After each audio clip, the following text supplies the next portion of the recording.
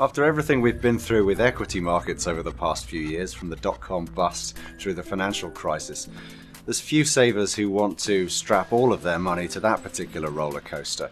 But on the other hand, you've got fixed income, and central banks are eventually going to turn off the printing presses and let interest rates rise. That's going to hit the value of bonds. So if both these traditional investment pillars are looking shaky, what exactly is the answer? There's a lot of people right now suggesting it might be liquid alternatives. What are they? Hedge funds for the masses.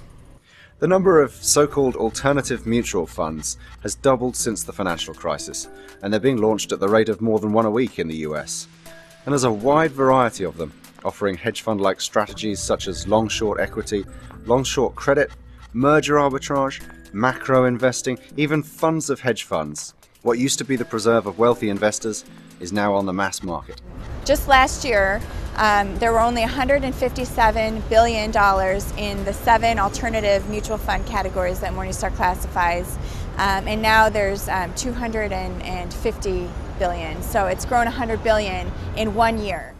Some of the new alternative funds are run by traditional hedge fund managers who are happy to give up some of the fees they can charge privately in return for access to a vast potential market.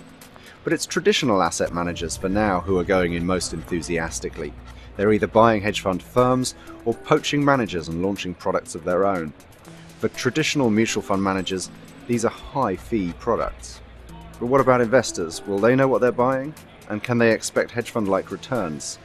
There's a few reasons to think they might be disappointed, not least because mutual funds aren't allowed to do all the things that hedge funds can.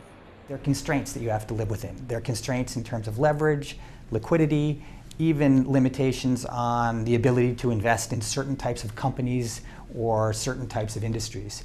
So if you add up all of those pieces, you end up having some trade-offs. But what you end up with that I think is very valuable is individual investors who previously were not able to have access to these types of diversifying strategies suddenly having a way to include it and to get it in their portfolios. I think they're very sophisticated products. They require quite a bit of expertise. They're not your typical go long an equity, go long 50 equities, go long 150 equities. I mean, these are things that require quite a bit of expertise. That's one thing clients have to be very careful about. To what extent does the manager have the skill and the experience and the skill to manage this type of strategy? Larry Fink, who runs BlackRock, says we'll look back in 10 years and we'll see plenty of funds that delivered what they said they would for retail investors, but many others might not do so.